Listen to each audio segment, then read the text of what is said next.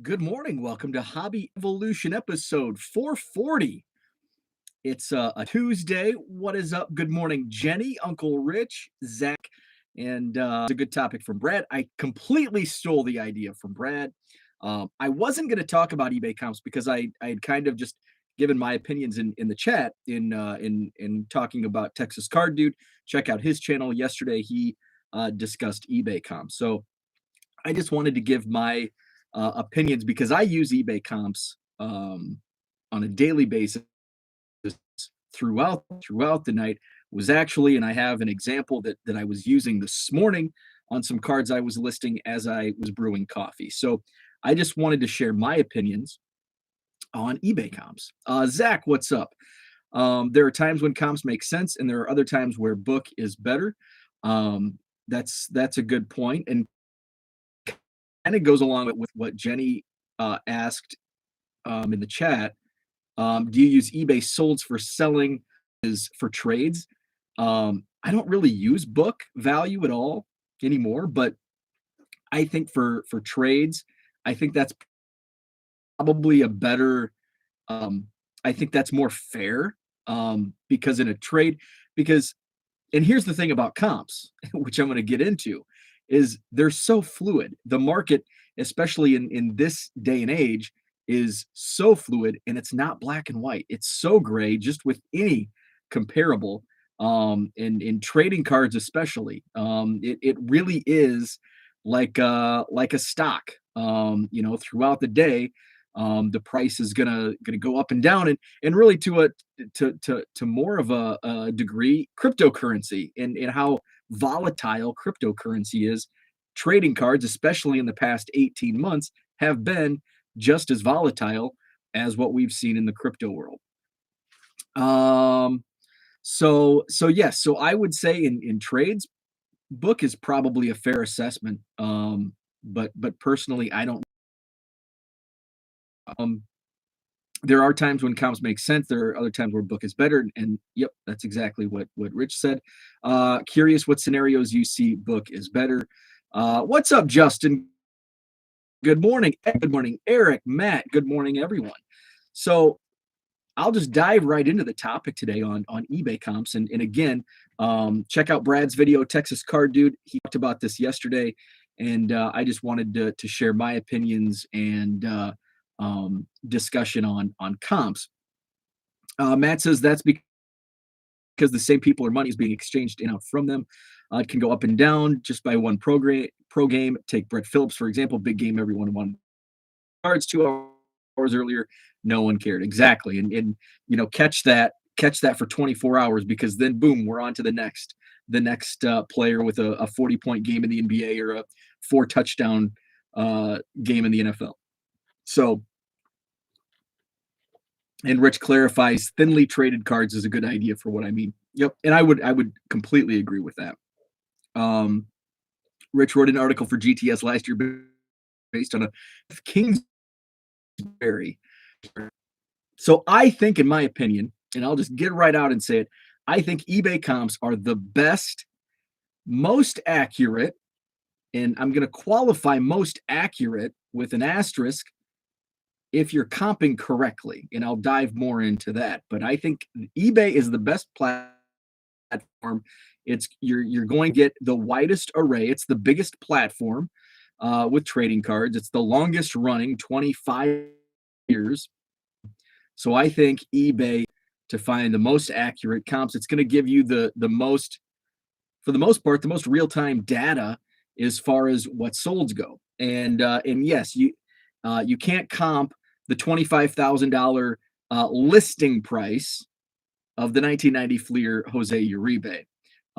Go on solds. Now, people say it's not worthless because those 90 Fleer Jose Uribes, just because there's been so much momentum on this $25,000 listing, kudos to whoever created that because it has gone viral in the hobby community. It still does sell for it. At one point in time, a few years ago, I was selling 90 Fleer Uribes for $7-8 a piece.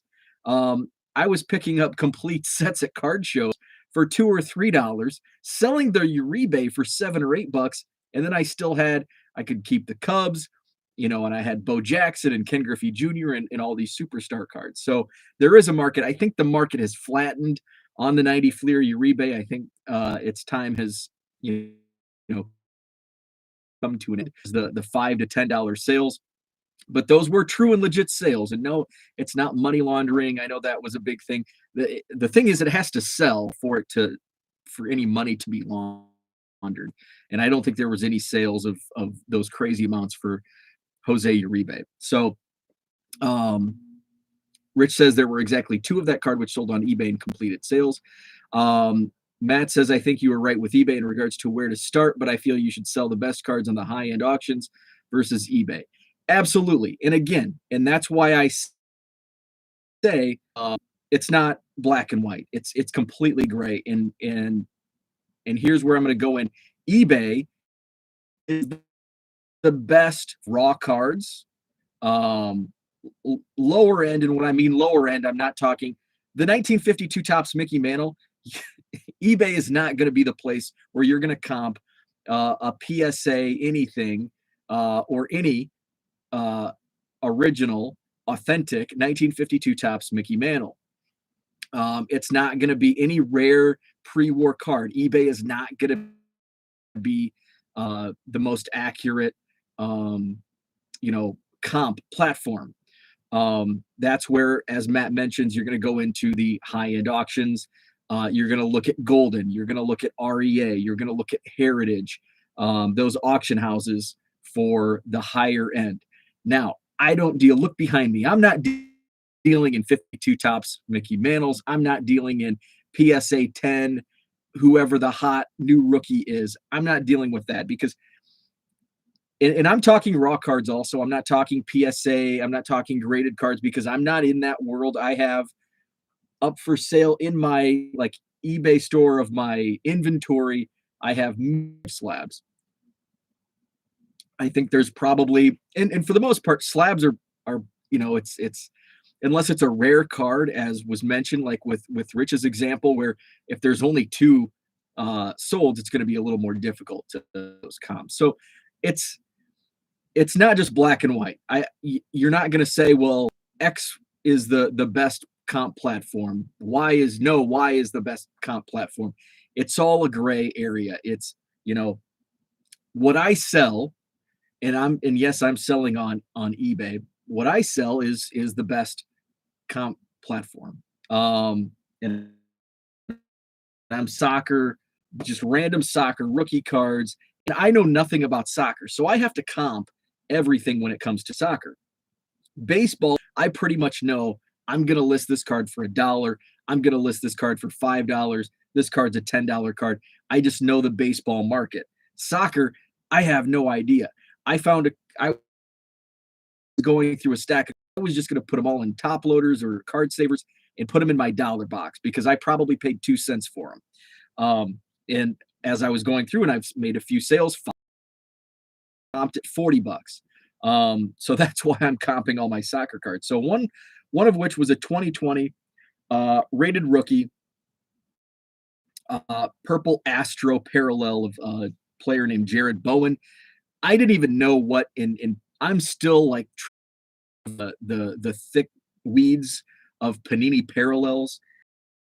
I have to Google the set. If you ever have a question on what a parallel is, just Google the set, and either Beckett or Cardboard Connection will be one of the first 2 posts, and either website is great to find the parallel. So this morning, as I'm trying to comp this Jared Bowen card, it's got little stars on it. I don't know what parallel this is, so I find it on Cardboard Connection. It's the purple Astro parallel, and the comps are all over the place. There's a couple best offers. Now, I don't think there's a true place anymore to find best offers. I think 130 Point at one time had best offer accepted prices. There were some other sites that did, but I'm not sure if that's the case anymore. I typically just ignore those best offer price. So one sold. Let's see. Do I have? And I think I have this sorted by most recent. So the last one that sold was $2.50 shipped, $2.50 shipped. Um, there was one in September that was $6.75 shipped. Another one, 5.50 shipped. One was best offer taken. A couple of them at $5. So based on all of that, I priced mine at $2.50. And that's how I use comps. Now, I heard Brad mention yesterday, somebody mentioned last sold. That's a terrible way to comp because, again, it's not black and white because last sold could have happened if a seller comes up and says, well, the last one sold for $40. Well, the last one might have sold at Tuesday at 3 a.m. at auction. And I think auctions are a terrible comp because of that fact.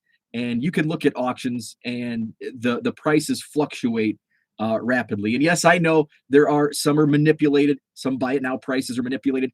Many auctions are also manipulated. So you also have to, and that's why when comping, you can't just comp one sale because there could be shady shenanigans going on in some of these sales. So you have to just kind of look as a whole. You can't look at you can't look at the last sale. You can't cherry pick. You just have to. So my Jared Bowen example, 250 is roughly, the going price. I think the lowest and the lowest, there's really no outliers. The one outlier is $6.75, but that was 3 months ago. That was exactly 3 months ago, September 15th. So we throw that one out. The rest of them, there was a 550. Again, that was also a month ago or 3 months ago. But all of the most recent comps within the last month are all around $2.50 shipped. The example, I'll get to the chat here real quick. Another example, the one that's actually in the thumbnail is the Ryne Sandberg rookie card, 1983 Topps Ryne Sandberg rookie card. And that was, for some reason, I just wanted to look. I was curious what prices were on that sold prices were on the Sandberg rookie. Because it's not a card that there could be one in a dollar box. Okay, if it's in a dollar box, I'll probably buy it. But if it's $5, I don't value the Ryne Sandberg rookie card at $5 anymore because I have so many that I'm going to use that $5 for something else. So the comps on Ryne Sandberg all over the place. These are all raw. Again, I clicked not graded because I deal strictly in raw. So if you're dealing with graded, this episode and my thoughts won't line up because I'm talking raw only, and I'm talking mainstream cards. I'm Ryne Sandberg rookie cards, random Prism soccer cards, anything in the dollar to $500 range. Well, you can even go above 500. You can go to 1,000, 2,000, since there are a lot of examples in those price ranges now. So the Ryne Sandberg rookie card all over the place. $19.50 actually after shipping, $20. And then one sold at auction, $5. A $15 sale, a $9. It's all over the place. Now you kind of got to look at, okay, well, how do they look? How's the centering? Because some of those 80 top sets can be pretty brutal centering. What are they auctions? What time did the auction end? Oop, it's not a website, so I tried to click on my picture. So what time did the auctions end? How's it titled? If it's titled, there was one where, because I just typed in Sandberg, 83 Topps Sandberg. So one of them was Ryan, Ryan, misspelled. So you have to just kind of look at it the whole. You can't just look at one comp, and it's kind of all encompassing. My wife is in real estate, and when comping, you need a guide. And so sold listings are how she comps homes that go on the market. And again, it's not black and white because no two homes are different. And when people are selling a home, there's emotional value attached to those homes, and people value their homes more than what a buyer does because there's that there's check marks where their kids grew up and tracking their height.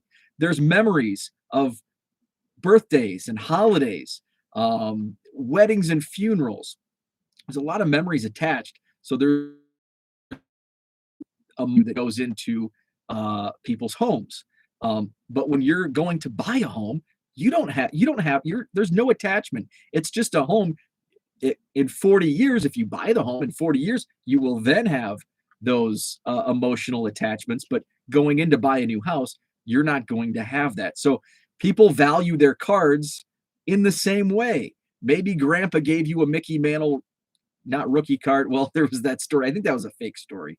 Grandpa gives you a 1969 Topps Mickey Mantle card, but you run into some financial issues and you've got to sell all your cards, including grandpa's 69 mantle.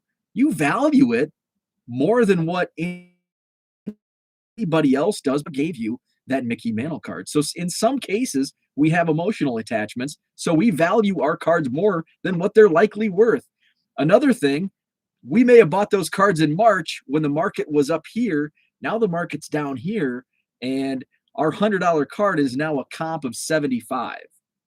But we have $100 into it. So we value that money we put into it 6 months ago in March. And we probably want we want some interest. We want 6 months interest, and we want to make a little bit of money on those cards. So there's a lot that goes into the pricing and all that. So I'm going to go back to the chat. Let's see. Do you have any graded in the 1 Million Cubs project? I do. I have a lot. In fact, I went through a phase where I was picking up over the summer. I was buying Cubs cards this summer. Many of them were graded, and it was just because it was a good deal.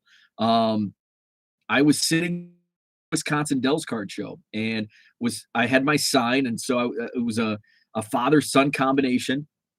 And the son was probably high school age, and he's like, I've got this Chris Bryant. I don't know what it was, but he's like, $20. And I'm like, well, yeah, $20, I'll do that. There was Nick had who sets up at my card show, had a Ron Santo rookie, graded PSA 3, $50. Heck yeah, all day. So I was picking up a lot of graded, but normally I'm not seeking out graded cards. When I buy graded cards for my collection, my Cubs collection, it's just if it's a good price. Colton, who's Nick's buddy, they set up at the Madison Card Show. January 29th, by the way, is the next one. Bought a Chris Bryant. I think it was a Topps Chrome rookie. And I think it was a PSA, maybe it was a Beckett 9 that. So if a good deal is in front of me, now I'm much more cautious in what I buy now. I haven't bought any Cubs cards in a while. But yeah, I do have graded, and I don't seek them out unless I'm buying pre-war, and then I want them at least authenticated. And really authentication is all I'm looking for. It doesn't have to be, I'm not looking for a, SGC 5 or PSA 6 or whatever. As long as it's authenticated, has good eye appeal. That's what I'm looking for on the pre-war stuff. Matt says it's a difficult thing because I'm in the same boat as you with this when I have cards too. Rich says, for example, I picked up this weekend a second year 0405 Topps Chrome D Wade card. The book price is $100. Check the current comps and tell me what to price the card at. Okay, I like this. Let's check out the comps on 2004, 2005. What was that? Topps Chrome Wade. So I'm just going to do my search on eBay. And also it's how you search, because eBay's search algorithms can vary. So we're on eBay, and I searched 2004-05 Topps Chrome Wade. I'm going to go to sold, and then I'm going to go to ended recently. So there's 29 results. So, and these are all up. And so I'm going to do one more filter. I'm going to filter out slabs. So graded, no. So now we go down to 16. So that's a base card. That's a base card. So we've got an 0405 Topps Chrome D Wade. Ended at auction is, I don't even, is the right number 68. Ended at like $7 shipped. That's Yao Ming. This is a gold refractor. Chrome base $1.99. Am I looking at the right? This one ended at best offer $15.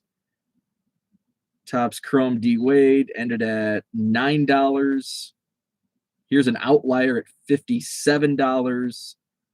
Here's one at $14. So the book price is 100, but yeah, the comps are not even close to 100 if I'm looking at the correct card. I'm looking at 2004, 2005 Topps Chrome Dwayne Wade, card number 68. So the the sold price, and we know, and there's enough comps there. It's not just two. There's roughly 16. Take out a couple of them. I think there's a couple base. There's a gold refractor. So take out at anywhere between like $5 and $20.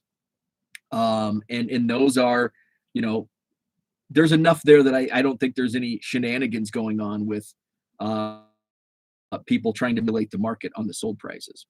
Or if I still had my second year Topps Chrome LeBron, I picked up a good team at the time about 4 years ago at $5.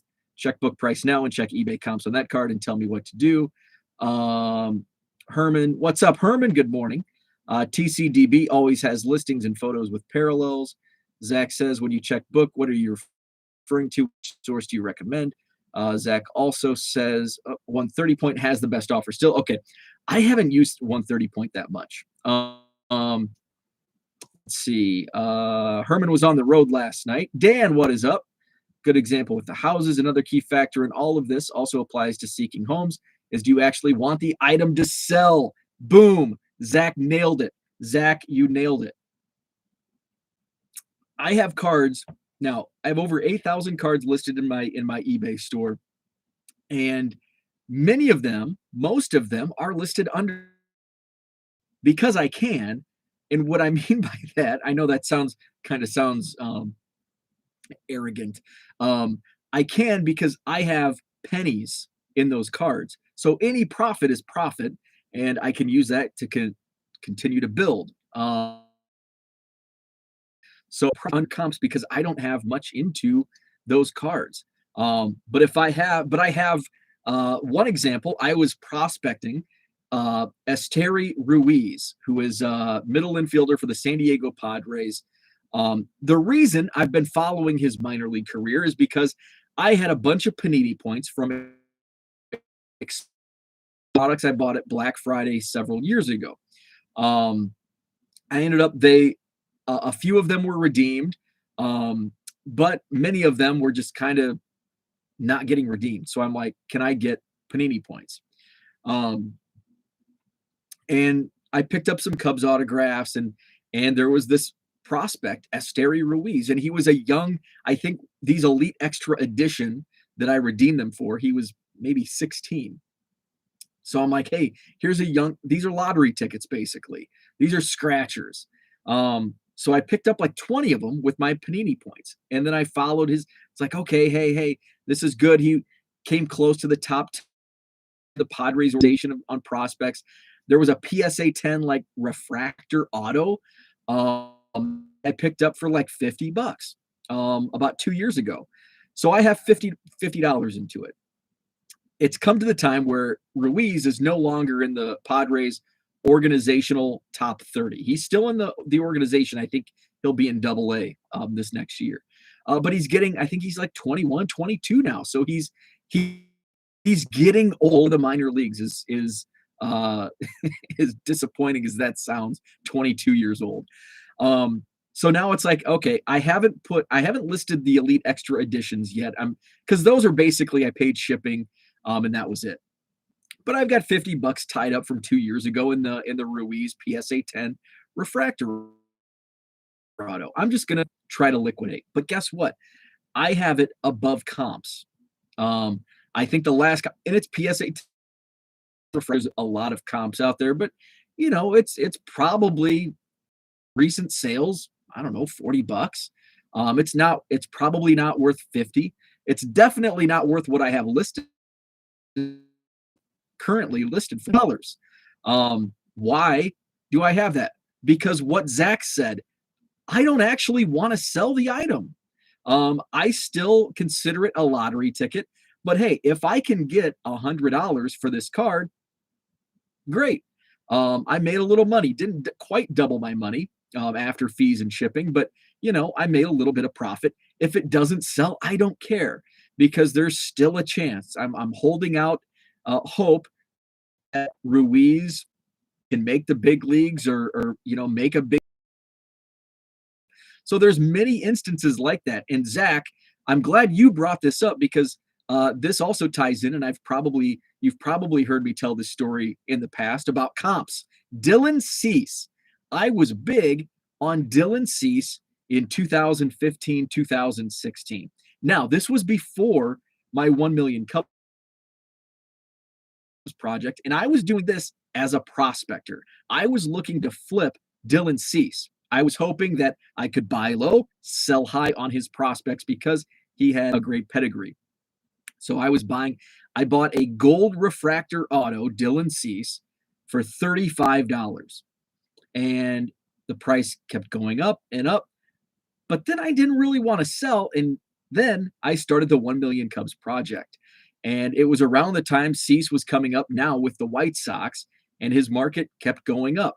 So I had the card listed $250 and I paid $35 for it. I didn't want to sell it. But if somebody wanted to buy it for $250, everybody's got a price. Remember the $1 Million Man, Ted DiBiase? Everybody's got a price. And my price, even as a Cubs fan and a Dylan Cease collector at that time, $250 was my price. Hey, I'll let it go for $250. And I fielded offer after offer. And guess what, people? Well, here's the comps. Here's the comps. I know what the comps are. I'm not selling it at comps. Even I would have tripled my money at comps, but I didn't want to. It was my card, my collection. This is my price. And it finally got to the point where the market kept rising and it went above because it started out where I was getting offers 75 to $80. And I would have doubled my money. And then it went to like 100, 110, then 120. And I fielded my first $150 offer. Now I'm starting to think, okay, maybe my price isn't $250. If I could get, maybe I'm a seller. And finally, I had somebody, and I $115 on this card that I had just a couple of years prior bought for $35. And I turned down comps for a year. I turned down the comps, and some were above comps, slightly above comps. That wasn't my price because, as Zach says, I didn't want to sell that card. But if the right price came along, if the right offer came along, I was a seller. That also has to be taken into consideration. I'll put offers out for Cubs cards. Hey, this is my price. Sometimes down the road, I kick myself. I got a counter offer on a Cap Anson that was like right close. Like I put a low ball offer in, expecting it to be immediately declined. They countered within a couple $100, and which was way less than their list price and what similar comps were going for. And now looking back, because now I'll pay a lot more for that card. But that's how it works. I had a price. I didn't really want to buy it, but this is what I'll pay today. So thank you, Zach, for bringing that up. Yeah, sometimes it doesn't come down. Comps don't matter. If the seller doesn't want to sell, if a buyer doesn't want to buy, you're not going to meet. Dan says a Japanese package arrived today for PC stuff. So check out Dan's channel, Korean Cardboard. JC, good morning to you. I thought you weren't a graded card guy. I am not.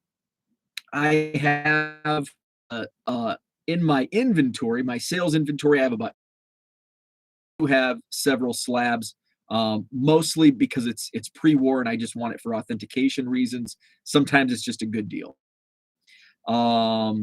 Zach asked what 130 point is. He provided the link there.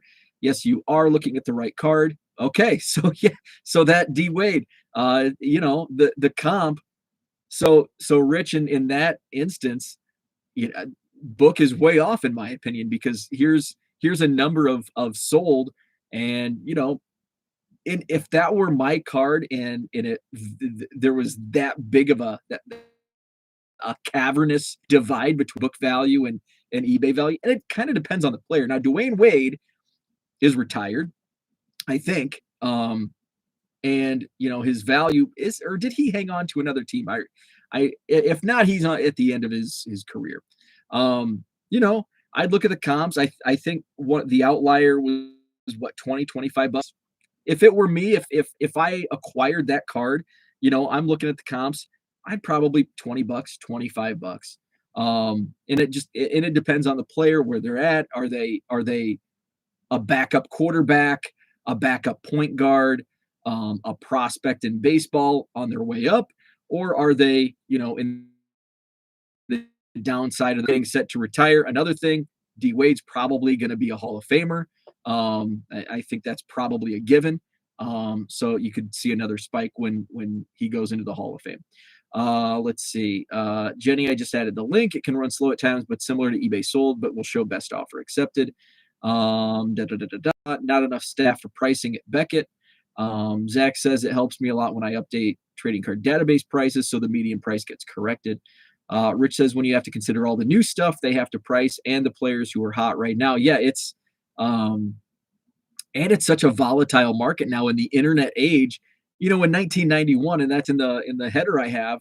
eBay comps of the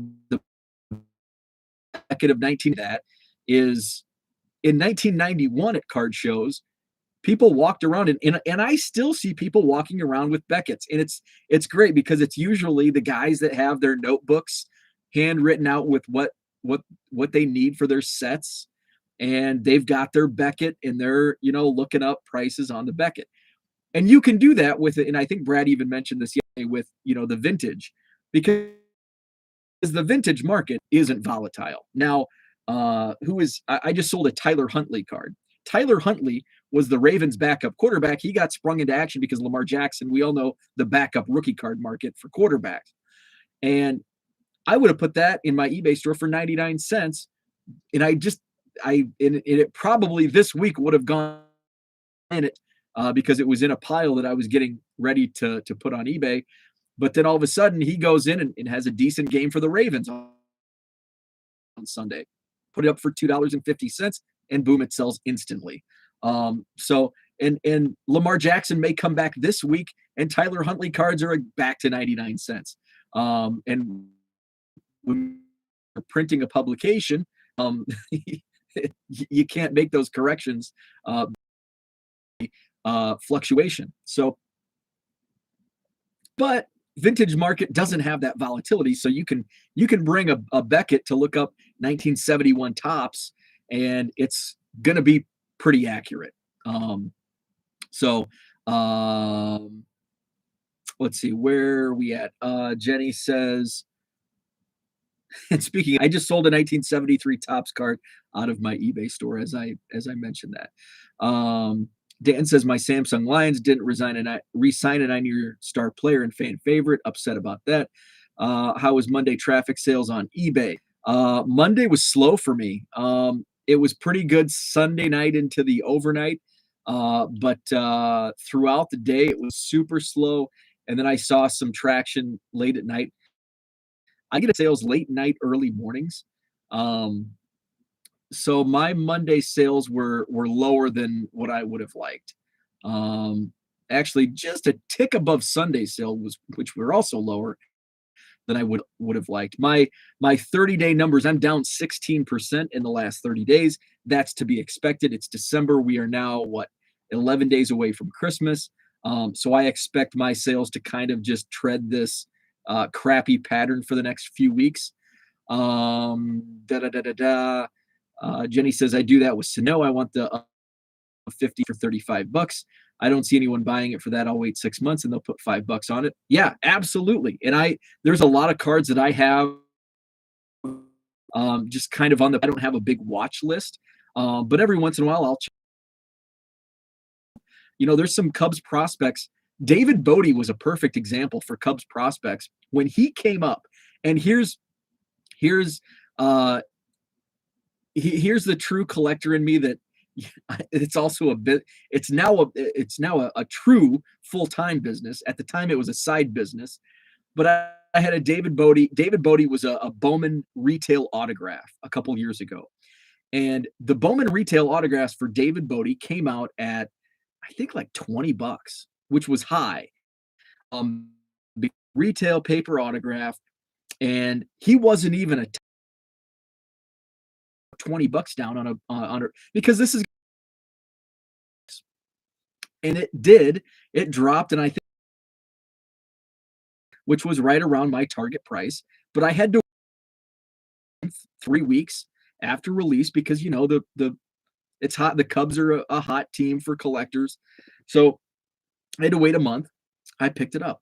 Guess what? Sunday Night Baseball, ESPN, Washington Nationals, David Bodie, walk-off grand slam, and those cards, those retail paper autographs of David Bodie skyrocketed to 75 bucks.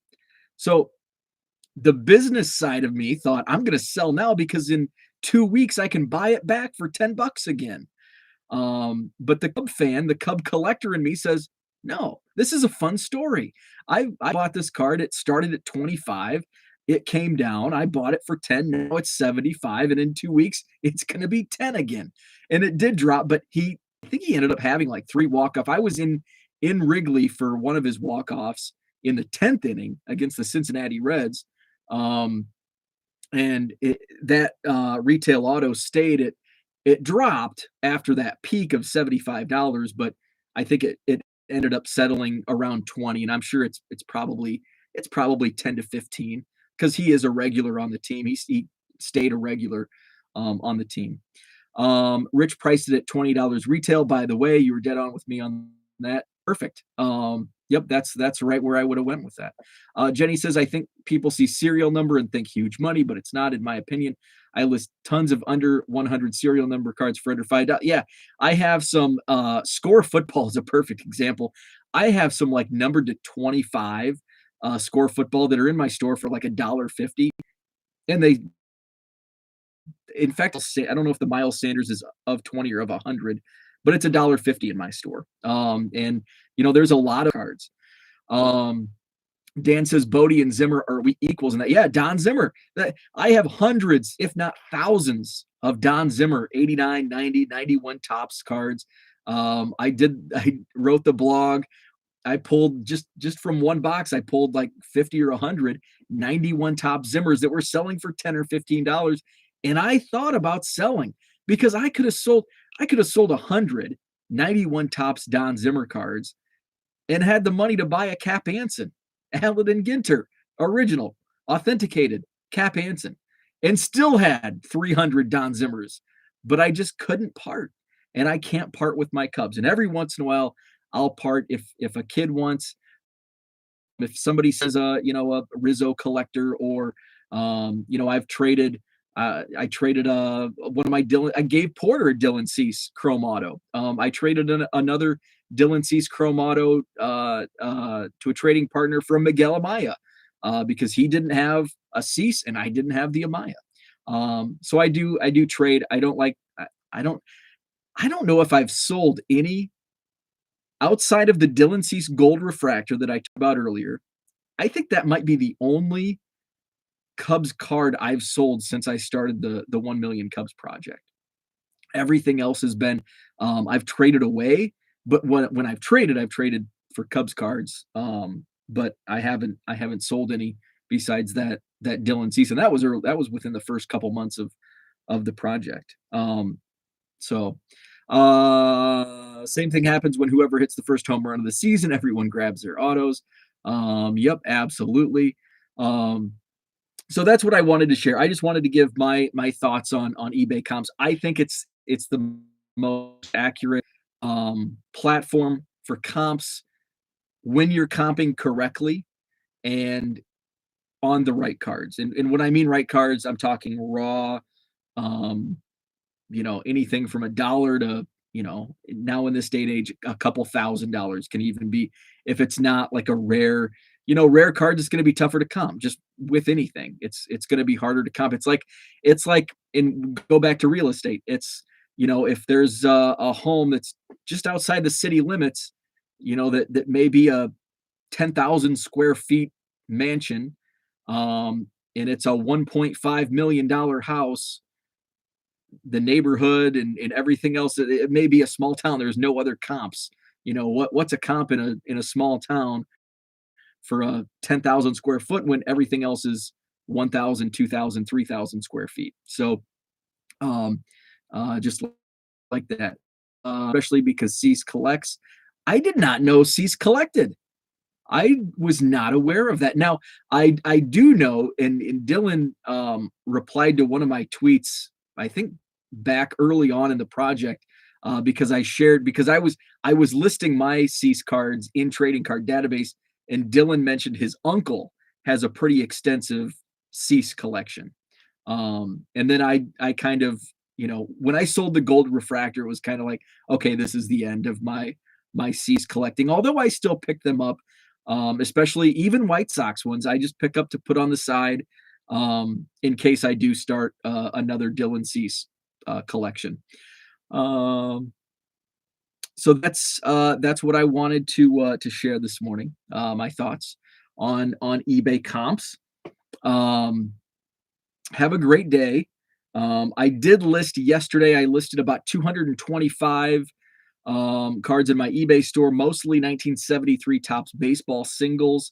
And then I did list some just some random newer stuff that I had a pile, some Ohtani cards, like dollar, and these are all like dollar cards. Ohtani, I think there was an Acuna home run challenge unscratched. Of course, it's outdated, and just some random stuff. But and then I listed a few soccer cards this morning. Today, some more shipping. And then I may list some more baseball. I have another pile that I'm going to dig into. So that's on the docket today. So have a great Tuesday, and we will chat tomorrow.